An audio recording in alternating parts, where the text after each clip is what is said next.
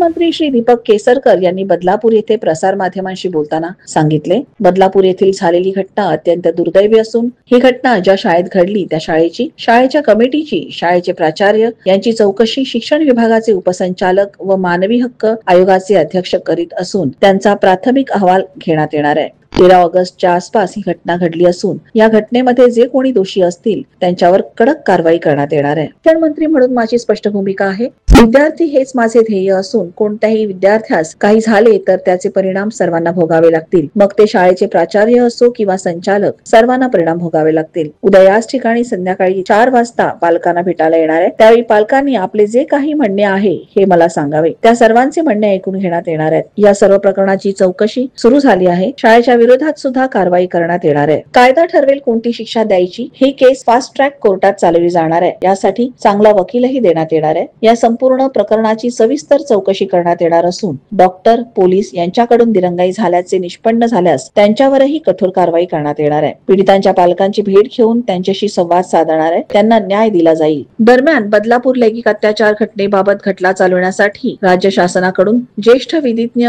उज्ज्वल निकम यांची नियुक्ती करण्यात आली आहे। 1-1.5 तासापूर्वी किंवा 2 तासापूर्वी बदलापूरमध्ये आलो। हा सर्व जो इश्यू तयार झालेला आहे हा शाळेवरून तयार झालेला आहे। शाळेमध्ये जो घृणास्पद प्रकार हा मुलींच्या बाबतीत घडला त्या संदर्भात हे आंदोलन होतं। त्याच्यामुळे मी शाळेच्या कमिटीचे, त्याच्यानंतर तिथल्या प्राचार्य सगळ्यांची एन्क्वायरी केली। आता सुद्धा माझे डेप्युटी डायरेक्टर बरोबर आलेले आहेत, बाल हक्क आयोगाचे अध्यक्ष आलेले आहेत, त्यांची एन्क्वायरी चालू आहे। हा जो रिपोर्ट आहे, प्रायमरी रिपोर्ट, हा ज्यावेळेला माझ्याकडे येईल त्यावेळेला संबंधित मला जे काय आढळलं त्याच्यामध्ये ही बाब ही साधारण 13 तारीखच्या आसपास ही मॅनेजमेंटला कळलेली होती, तिथल्या प्राचार्यांना कळलेली होती। खरं तर अशी ज्यावेळेला गंभीर बाब असते त्यावेळेला ती ताबडतोब पोलिसांना कळवायला लागते। आणि शाळेच्या प्रशासनाच्या 2 पद्धती आहेत, एक म्हणजे ग्रँटेबल स्कूल। ग्रँटेबल स्कूलला शिक्षकांचा पगार आम्ही देतो, परंतु मॅनेजमेंट ही प्रायव्हेट असते आणि निश्चितपणे एक चांगली शाळा त्यांनी उभारलेली आहे। 12,000 मुलं तिथे शिक्षण घेत आहेत, परंतु मुलीच्या संदर्भात झालेल्या एकंदर प्रकारामध्ये मला कोणालाही स्पेअर करता येणार नाही। शिक्षण मंत्री म्हणून माझी भूमिका स्पष्ट असते, विद्यार्थी हेच माझं अंतिम गोल आहे आणि कुठल्याही विद्यार्थ्याला काहीही झालं असेल तर सर्वांना त्याचे परिणाम भोगायला लागते। मग त्या प्राचार्य असतील, ते संचालक असतील, सगळ्यांना याचे परिणाम भोगायला लागतील। ही माझी भूमिका स्पष्ट आहे। अधिक जर माझ्याशी काही बोलायचं असेल संबंधित शाळेतल्या पालकांना तर उद्या संध्याकाळी 4 वाजता मी पालकांना भेटायला पुन्हा या ठिकाणी येणार आहे।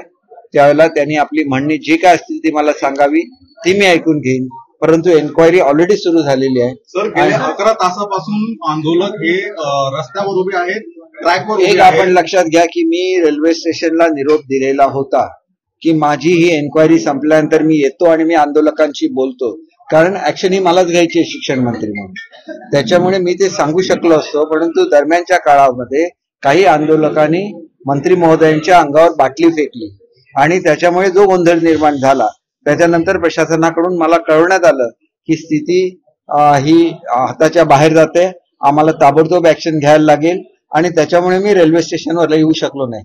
शेवटी मी जर रेल्वे स्टेशनला आलो तर आम्ही नेमकी काय कारवाई करतो हे मला घोषणा करायची होती आणि ती घोषणा ऐकली असती तर हा पुढचा प्रसंग कदाचित टळला असता, कारण ते शांत झाले असते, कारण मूळ दगडफेक ही शाळेवर झालेली होती आणि त्याच्यानंतर रेल्वे स्टेशनवर जाऊन त्यांनी रस्ता रोको केलेला होता। त्याच्यामुळे आता जी तुम्हाला सांगितलं तीच घोषणा आहे, आम्ही ऍक्शन इनिशिएट करतोय, ती शाळेच्या विरुद्ध सुद्धा करतोय। असं नाही की मी ट्रस्टीना सोडणार आहे किंवा शाळेला सोडणार, असं बिलकुल नाही। एखाद्या प्राध्यापिकेला किंवा प्राचार्याला घरी पाठवलं किंवा क्लास टीचरला घरी पाठवलं म्हणजे हे प्रकरण संपत नाही। आम्ही ज्यावेळेला एखादी शाळा चालवण्याची मॅनेजमेंटला संधी देतो त्याला शाळेचा पूर्ण खर्च आम्ही करत असतो। आरोपीला फाशीची शिक्षा द्यावी अशी त्या लोकांनी मागणी केलेली आहे। आतापर्यंत ते लोक 12 तास जवळपास झालेला आहे, आंदोलन सुरू आहे, काय सांगाल? एक गोष्ट अशी आहे की शेवटी कायदा ठरवत असतो की कोणाला कुठली शिक्षा दिली पाहिजे। 74, 75 आणि 76 सेक्शन जे लावलेले आहेत, पोक्सो जो ऍक्ट आहे याच्यामध्ये ह्या सेक्शनमध्ये एका सेक्शनमध्ये 3 वर्षाची, एका सेक्शनमध्ये 10 वर्षाची आणि एका सेक्शनमध्ये 6 महिन्याची अशी म्हणून 13.5 महिन्यांची शिक्षा आहे. ही 13.5 महिन्यांची शिक्षा म्हणजे ॲज गुड ॲज जन्मठेप आहे. तर आम्ही वर्षांची शिक्षा म्हणजे जवळजवळ जन्मठेप आहे. म्हणजे हे लक्षात घेऊ. चांगल्यात चांगला वकील जे महाजन साहेबांनी जाहीर केलेला आहे की आम्ही उत्कृष्ट निकम साहेबांना त्या ठिकाणी देऊ, फास्ट ट्रॅक मध्ये ही केस चालू आणि त्याला जास्तीत जास्त शिक्षा कशी देता येईल हे सुद्धा आम्ही बघू. परंतु त्याच्याच बरोबर प्रशासनाची, मुख्याध्यापकांची जी काय जबाबदारी असते याच्यापासून कोणालाही एस्केप करता येणार नाही. आम्ही 26 चौकशी केलेली आहे. 12 पासून हा प्रकार सुरू होता. 13 तारीखला मॅनेजमेंटला हे कळलेलं आहे, तिथल्या प्राचार्यांना हे कळलेलं आहे आणि त्या संदर्भातल्या डॉक्टर्स कडून काय गैरवर्तन झालं, पोलिसांकडून काय गैरवर्तन झालं, सगळ्याची मी माहिती घेतलेली आहे.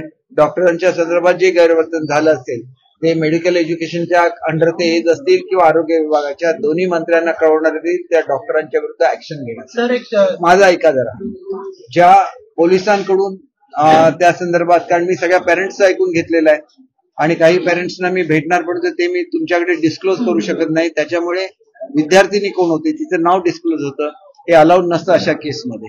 त्याच्यामुळे आता मी त्याच्यासाठी जातोय.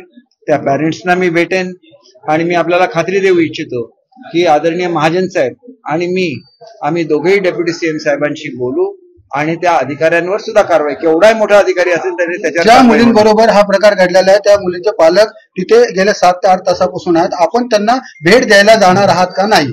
एक गोष्ट अशी आहे बघा, मी तुम्हाला आता सांगितलं, तुम्ही समजून घ्या. हा शासकीय नियम असा आहे की आम्ही जी पीडिता असते तिची आयडेंटिटी आम्हाला डिस्क्लोज करता येत नाही. कारण मी सुद्धा 4 वर्ष होम मिनिस्टर राहिलेलो आहे महाराष्ट्राचा.